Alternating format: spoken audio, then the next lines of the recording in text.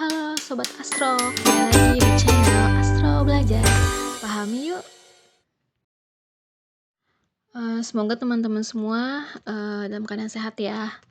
Oke, kali ini aku mau membahas tentang soal-soal akuntansi. Oke, langsung aja ya. Nah, di soal pertama ini ada Dina membeli mobil seharga 200 juta ke dealer sukses secara tunai, secara cash. Gimana sih cara jurnalnya, cara catatnya? Nah, untuk di sisi pembeli, di sisi si Dina, itu dicatat kan saat kita membeli mobil, itu kan yang akan kita dapatkan adalah mobilnya kan. Mobil atau kendaraan. Nah, mobil atau kendaraan itu kan masuk di akun aset. Nah, aset bertambah itu masuk di sisi debit. Jadi, dicatat kendaraan di sisi debit senilai 200 juta. Senilai mobil yang dibeli. Lalu saat saat si Dina beli mobilnya kan mengeluarkan uang cash nih, tunai. Senilai 200 juta. Nah, bayarnya ini via bank atau cash langsung, tapi sih harusnya bank ya. Nah, kan bayar nih ke dealernya. Bank atau cash itu kan masuk di akun aset. Nah, saat kita bayar ke dealernya untuk membeli mobil itu, berarti kan uang kita berkurang, aset kita berkurang. Nah, aset berkurang itu masuknya di sisi kredit. Jadi yang di materi sebelumnya tuh aku kan sempat bilang tuh kalau saldo normal aset yang artinya saldo bertambah itu di debit dan sebaliknya itu di kredit. Jadi di Dina itu dicatatnya kendaraan pada bank senilai 200 juta. Jadi kendaraan di sisi debit dan bank di sisi kredit 200 juta. Lalu di sisi penjual, penjualnya itu kan si dealer sukses. Nah, dealer suksesnya ini dealer suksesnya ini mencatat jadi saat Dina membayar uangnya ini ke dealer sukses, berarti kan dealer mendapatkan uang kan, menerima uang. Nah, berarti uangnya mereka itu kan bertambah. Aset bank kan maksudnya ke aset. Nah, asetnya mereka bertambah. Jadi banknya ini ada di sisi debit senilai 200 juta.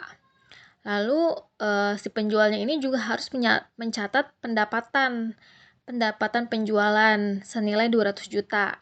Nah, pendapatan itu kan kalau bertambah di sisi kredit. Jadi bank pada pendapatan senilai 200 juta. Banknya di debit dan pendapatannya di kredit. Begitu.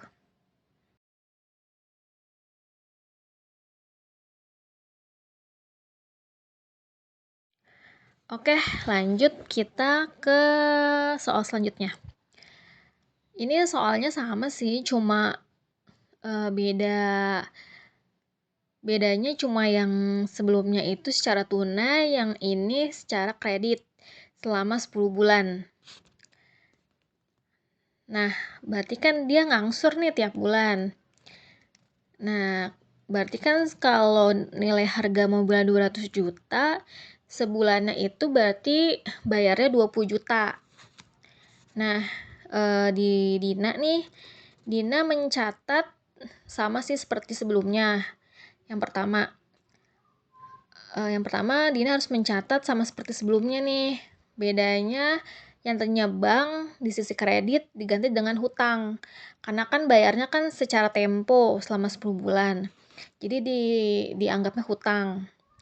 Nah, kalau hutang bertambah nih, berarti kan hutangnya si Dina kan bertambah. Nah, hutang itu kan masuk ke dalam akun kewajiban.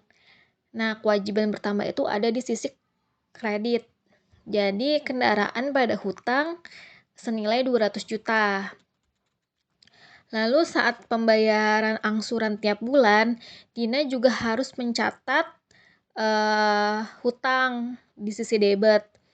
Jadi kan saat Dina membayar angsuran itu kan berarti kan hutangnya Dina berkurang ya.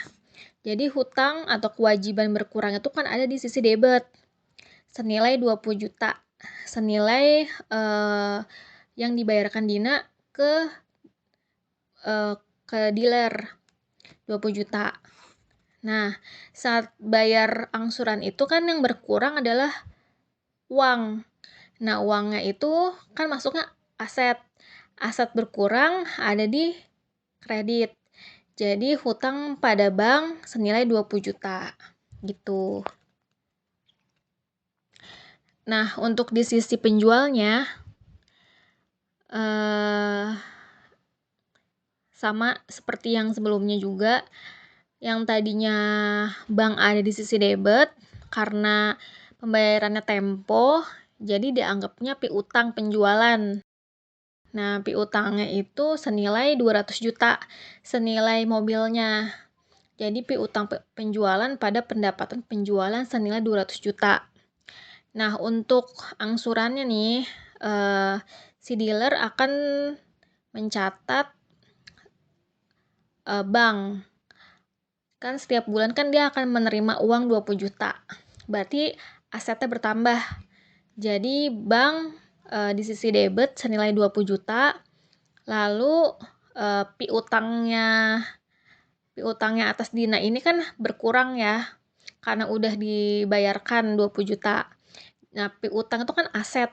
Nah, aset berkurang ada di kredit. Nah, berarti bank pada piutang penjualan senilai 20 juta. Gitu. Semoga bisa dimengerti ya penjelasannya. Semoga juga pada paham. Gitu aja. Terima kasih. Jangan lupa like, subscribe, and share. Astro Belajar, pahami yuk!